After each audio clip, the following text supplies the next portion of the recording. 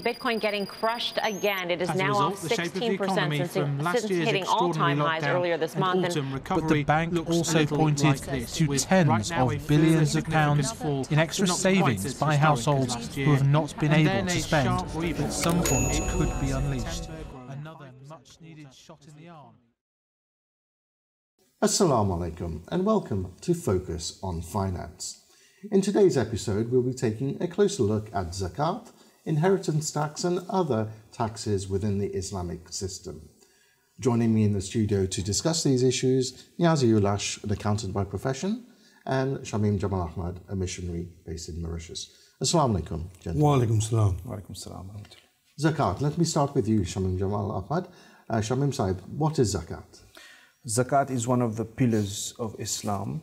Zakat, basically, we can understand Zakat in two ways. One in its broad term. Zakat is an Arabic word which is derived from zakah. That literally means to purify.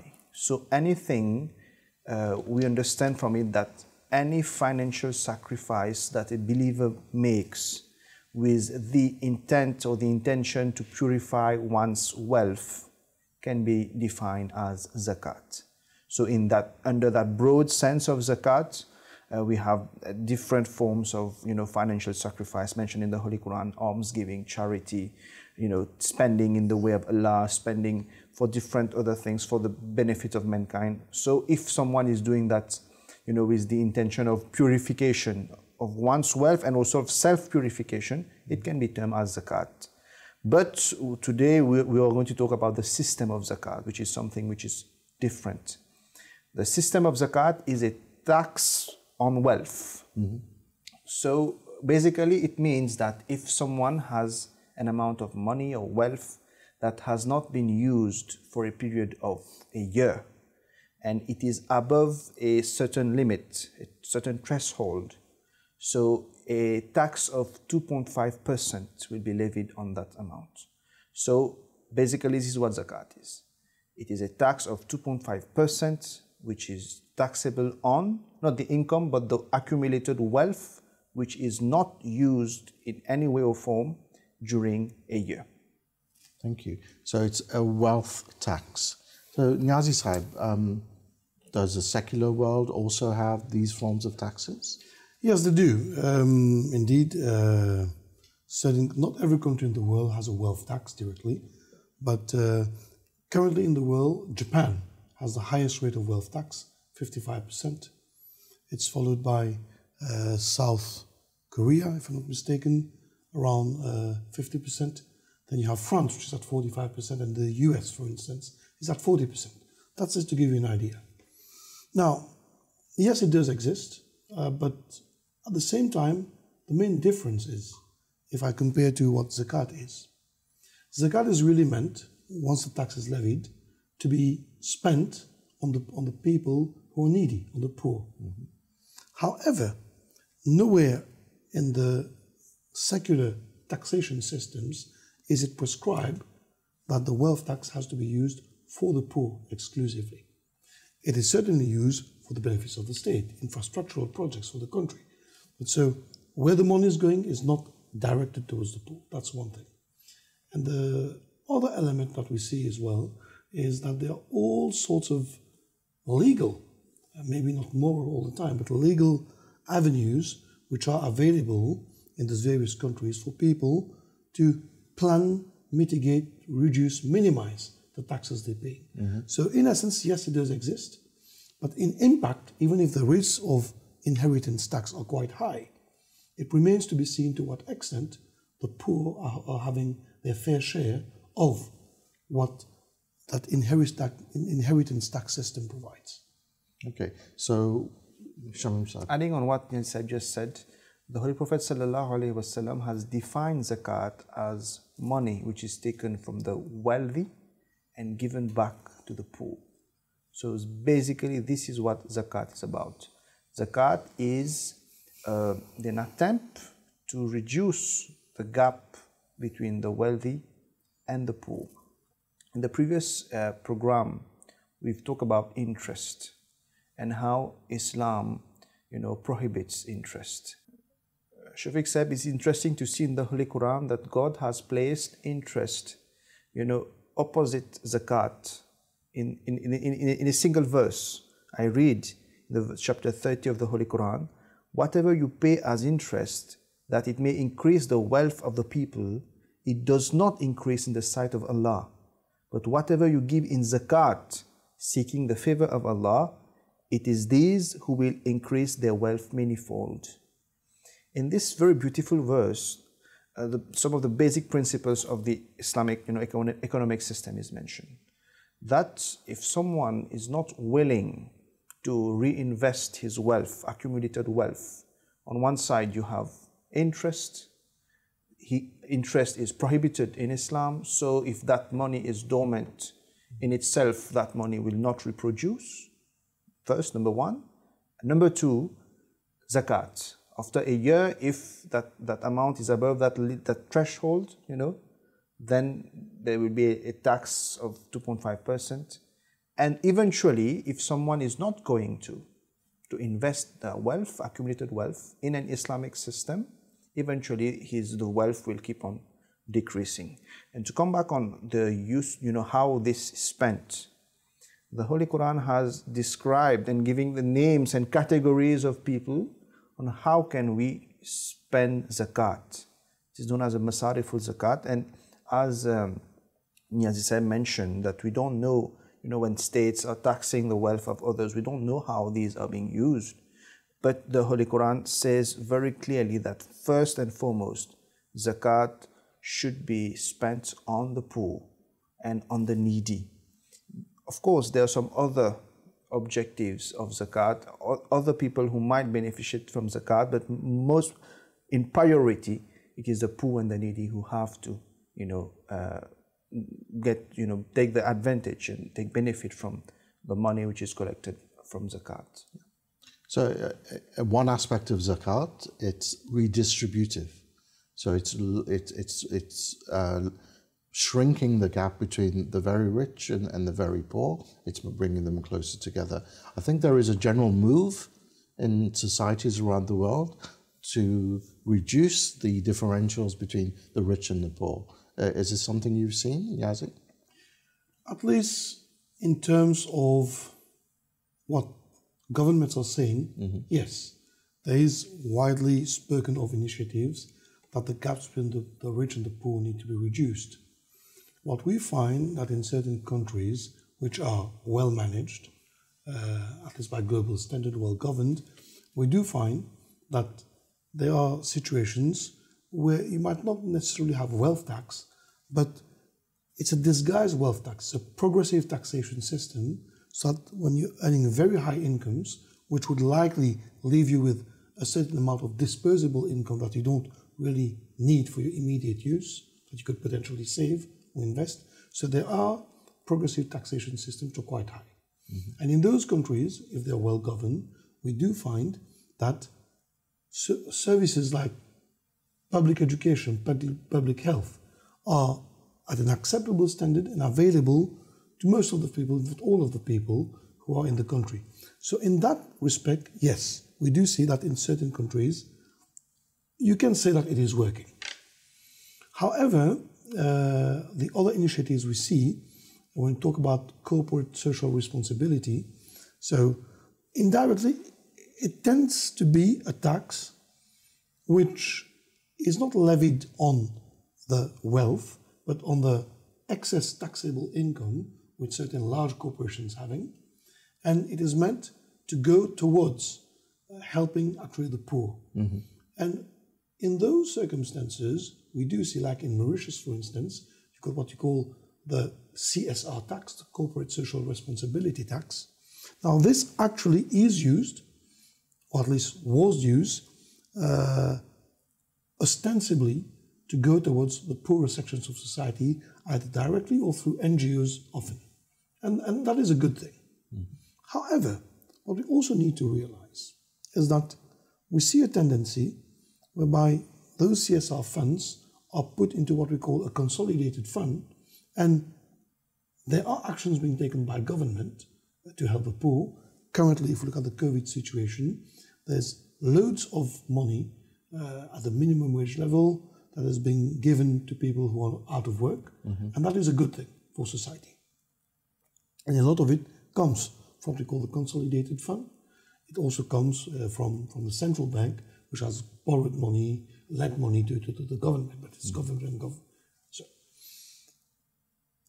where I have a bit of a concern as an observer, it is when money goes to NGOs, we find that many NGOs, and this is all the big NGOs in the world, their administrative costs are quite high. And I think the true litmus test of whether the money is really going to the poor is that for every dollar taxed, what is the equivalent dollar coming to the hands of the ultimate beneficiaries? And if that study is done, I guess we would find that for a dollar tax, it's not a dollar going to the beneficiary, maybe 50 cents. Because the other 50 cents is being eroded into administrative costs, etc. So which brings us to the fundamental question. If we are really to help the poor, should it be done by the state directly towards the poor, taking ownership of caring for the poor through policies like free education, quality, free health, or should they be doing for NGOs who often have an administrative cost burden, which could be important? The debate is open.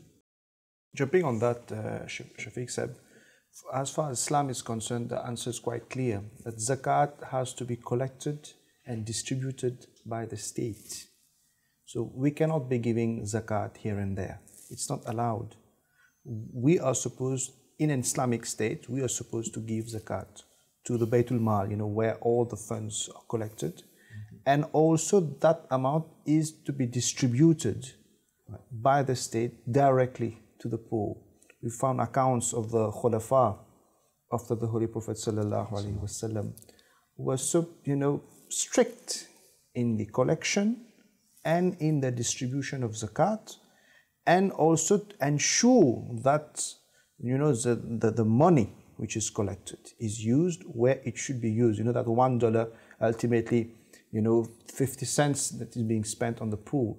All the measures are taken within an Islamic state, a functional Islamic state as per, Quranic principles, something we should mention, as per the Quranic principle, to avoid this, that whatever is being collected as zakat should be given, and it should go, to the beneficiaries, mainly being the poor and the needy. So just to summarize where we are, what we've covered so far, zakat is a tax on wealth. It's set at 2.5% on wealth that hasn't been used for a year. I think it's worth emphasizing it's not the only tax that you would have in an Islamic state, in an Islamic government, but it is one of the taxes, one of the 5 pillars, and its use of the zakat that is paid is prescribed. It has to go to certain categories, effectively the poor. It can't be used for any other purpose. So it's a designated tax. So it's one way of distributing. I think there has been some discussion over this point about who to pay zakat to, because the definition of how much and to whom it should be paid. In the absence of an Islamic state, is it possible for a person in Mauritius, say, to collect zakat or pay his zakat directly to the poor if there isn't an Islamic state? Let's take an Ahmadi, for example. For the case of the Jamaat, so the system is there, and this is one of the blessings of Khilafat, that we have that centralized system, even in the absence of a state, where, like in Mauritius, where zakat is not obligatory, but it is obligatory for a Muslim to pay zakat, for an Ahmadi Muslim to pay zakat. So we have that centralized system in a way, and it is incumbent on Ahmadis to pay their zakat to that central system, being the Jamaat, being the community. And from there, then the funds are redistributed as per the needs. But it is the Holy Quran. Why is it that money should be paid to that central system? Because the Holy Prophet ﷺ has been instructed in the Holy Quran, خُذْ مِنْ أَمْوَالِهِمْ صَدَقَةً, that you should take from them this amount of money. So that instruction, it's an obligation upon the Prophet who represents, that central system, the authority, to take that money from the people. So this is why the people are instructed to give that money to that central system. And they should not be, spending zakat, money that has been earmarked for zakat, giving here and there to people. Yes, there are other ways to do that. There are so many other ways. Almsgiving, charity is something which is encouraged in Islam. And someone can freely, help his relatives and help other people in this way. But as far as zakat is concerned, for an Ahmadi Muslim, it should be given to the Jamaat, it should be collected at a central level, and then eventually it will be redistributed. I think that's clear. But zakat is not the only Islamic financial system or financial teaching that deals with redistribution of wealth. Zakat is a pillar.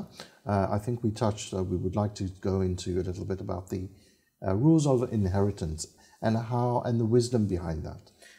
Actually, Shafique said, we talk about interest, we talk about zakat, now we're going to talk about the laws of inheritance.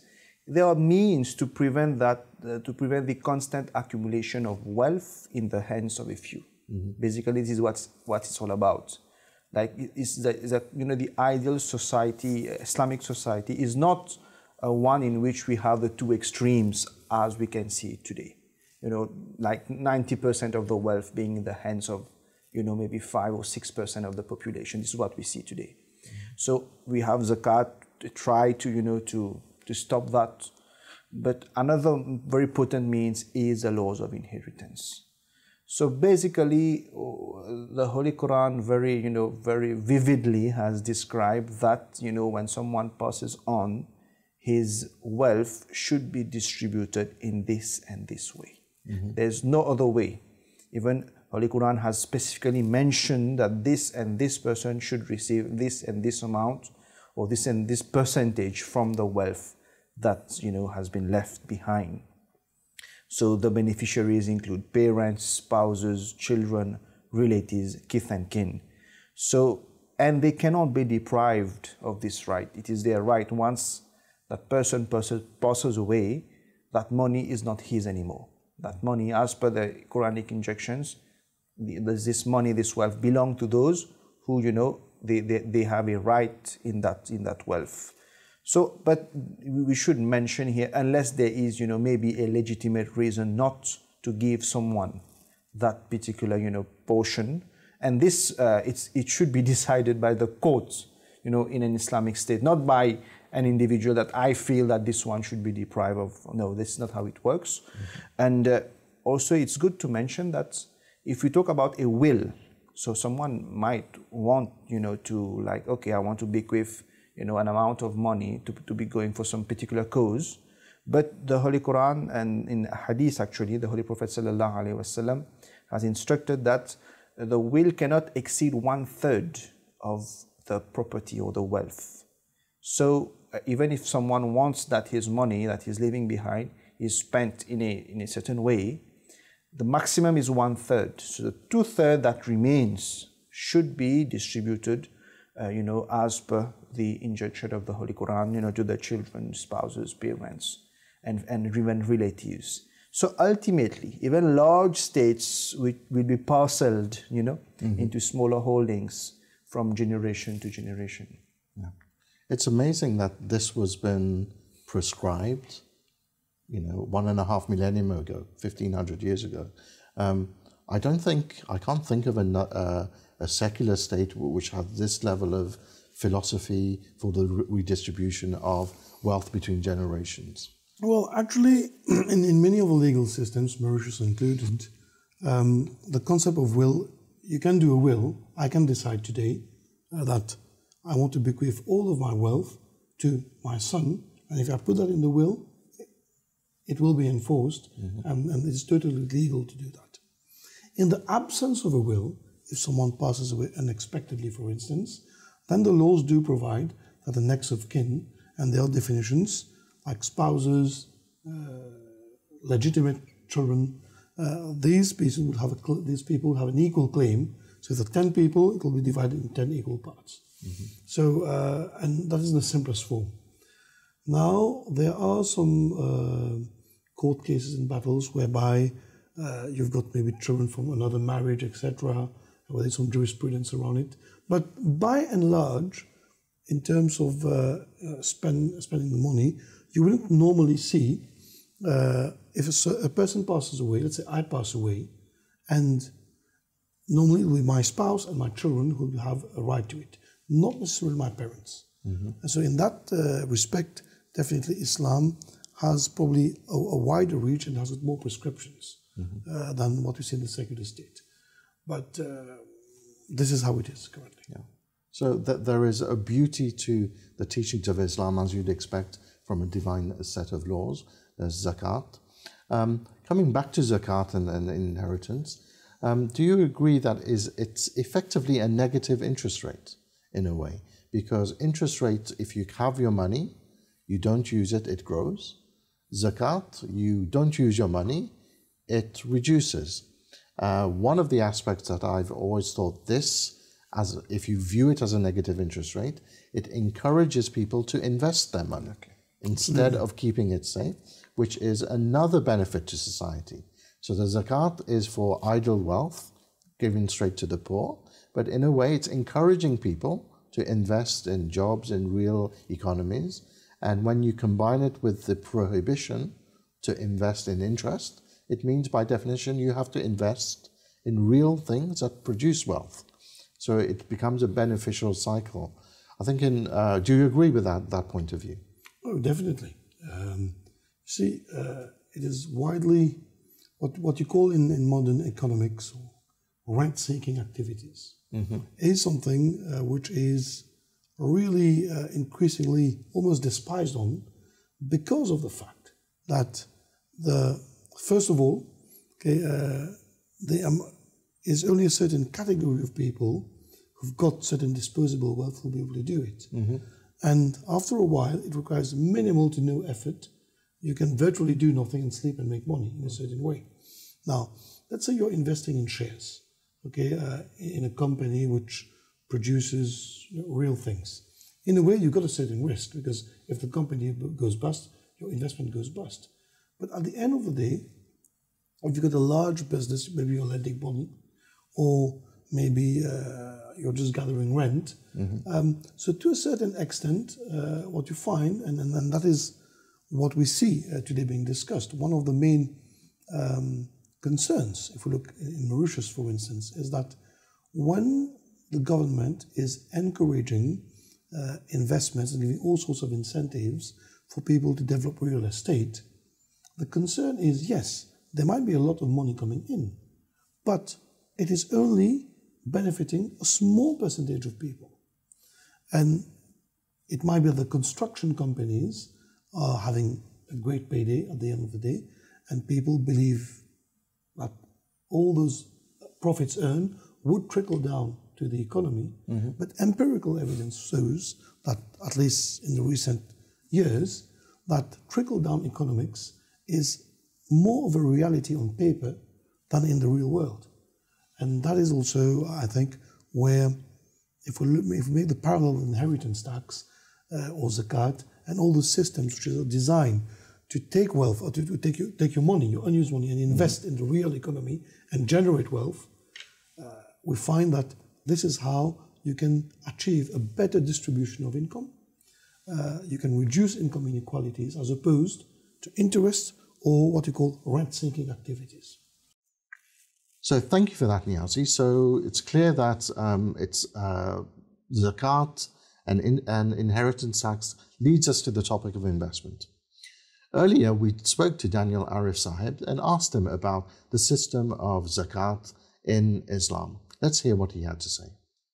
Yes, absolutely. So Zakat, it is generally defined as a tax levied from the rich and given off to the poor. But I think it's more than just giving charity. It's much more profound. It's a tax on idle wealth, so that wealth keeps circulating among the population at large. So a nice summary from Daniel Sahib. Our time is over. It went by quickly, so thank you very much to Niazi Sahib, Shameem, Jamal, Ahmed Sahib, and we hope you found it interesting on the topic of Zakat and inheritance tax. And inshallah, we hope you can join us for future episodes of Focus on Finance. Assalamu alaikum.